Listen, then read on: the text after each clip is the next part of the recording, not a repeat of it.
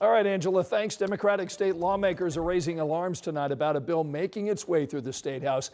So this bill has a lot in it dealing with public safety. But the part that's causing the concern deals with the Indiana National Guard. Emily Longnecker explains.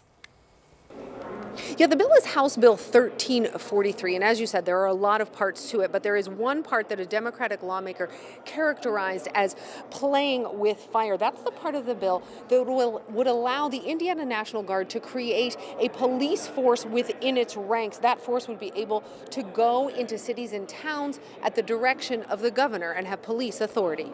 Go to tell the roll call, so 77 ayes, 29 noes, bill's passed. Lawmakers in the House spent hours debating the bill before passing it by a vote of 67 to 29. If 1343 becomes law, the Indiana National Guard could create a military police force within its ranks. The governor would be able to send that police force into any Indiana city or town with full police powers. For that to happen, the police force would have to be called to active duty and complete military police occupational training and Indiana law enforcement training. Right now, the Indiana National Guard already assists during emergencies. This bill formally expands and codifies police authority. Several Democrats spoke out against the bill Wednesday, expressing several concerns, among them that giving the National Guard police powers in Indiana would erode public trust and trample on local control.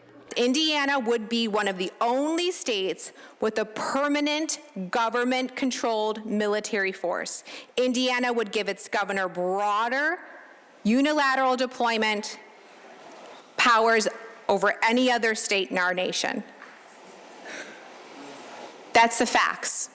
Republicans say the bill mirrors a similar law in Massachusetts that gave the National Guard their police authority after the Boston Marathon bombing. They also point to support from law enforcement groups and say this proposed law would enhance public trust. I think this bill is not reactionary. I think it's proactive. Because we're saying if we're going to have a situation like a crisis, like an issue in like Boston, we are prepared. Indiana is prepared. And several lawmakers who oppose this bill referenced what we've seen in Minneapolis in the past few weeks in regards to ICE actions there as a reason why this bill should not move forward. 1343 now in the hands of the Senate. At the Indiana State House, Emily Longnecker, 13 News.